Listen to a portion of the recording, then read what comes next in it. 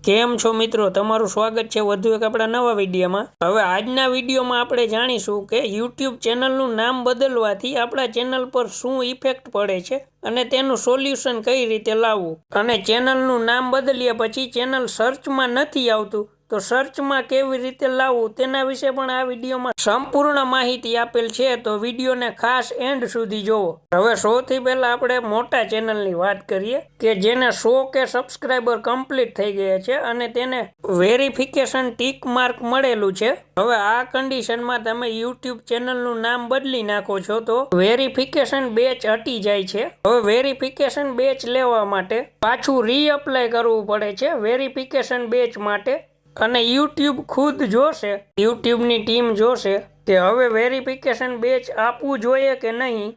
તમારું channel યુટ્યુબની guidelines મુજબ હશે તો તમને પાછું વેરિફિકેશન બેચ મળી જાય છે, અને એવું લાગશે કે વેરિફિકેશન બેચ ન મળવું જોઈએ તો તમને વેરિફિકેશન બેચ નહીં મળે, પણ તમારે રીઅપ્લાય તો કરવું જ પડે છે। હવે આ તો આપણે વાત કરી કે જેની ચેનલ પર 1 લાખ સબસ્ક્રાઈબર છે અને તે તેના ચેનલનું નામ ચેન્જ કરે છે, વેરિફિકેશન બેચ મળેલું હોય છે તો તે વેરિફિકેશન બેચ હટી જાય છે। અને ઘણી વખત એવું બને છે કે આપણે ચેનલ બનાવતી વખતે ઉતાવળમાં વિચાર્યા વિના કંઈ પણ ચેનલનું નામ આપણે રાખી દઈએ છીએ અને પછી આપણને ખબર પડે છે કે આ નામથી તો ચેનલ છે જ યુટ્યુબમાં બીજા કોઈની, તો ત્યારે એવી પ્રોબ્લેમ આવે છે કે કાં તો આપણે તે જ નામનું હેન્ડલ નથી મળતું, અને કાં તો કસ્ટમ URL નથી મળતું, અને કાં તો એવું લાગે છે કે આ જ નામથી તો કોઈ મોટી ચેનલ છે જ। માની લ્યો કે હવે તમે એક ચેનલ બનાવી અને તેનું નામ તમે ગમે તે રાખી દીધું હોય અને પછી ખબર પડે કે આ જ નામથી તો યુટ્યુબમાં કોઈ મોટી ચેનલ છે,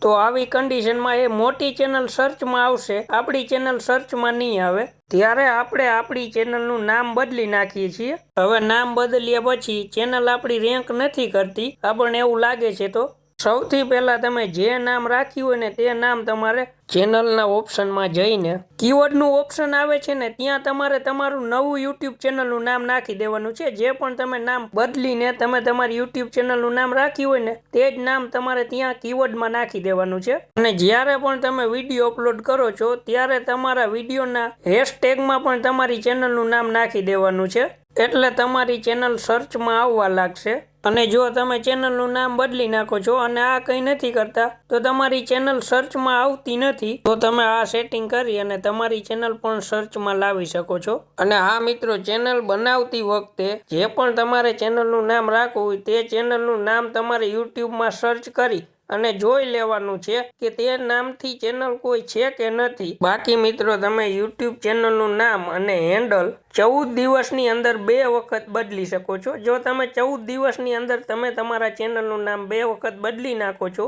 તો પછી તમે 14 દિવસ પછી તમારી યુટ્યુબ ચેનલનું નામ બદલી શકો છો। તો બસ મિત્રો, આજના વિડીયોમાં આટલું જ, ફરી મળીશું નવા વિડીયો સાથે। અને જો તમને અમારો આ વિડીયો ઉપયોગી લાગ્યો હોય તો વિડીયોને લાઇક, શેર અને ચેનલને સબસ્ક્રાઈબ કરવાનું ભૂલતા નહીં।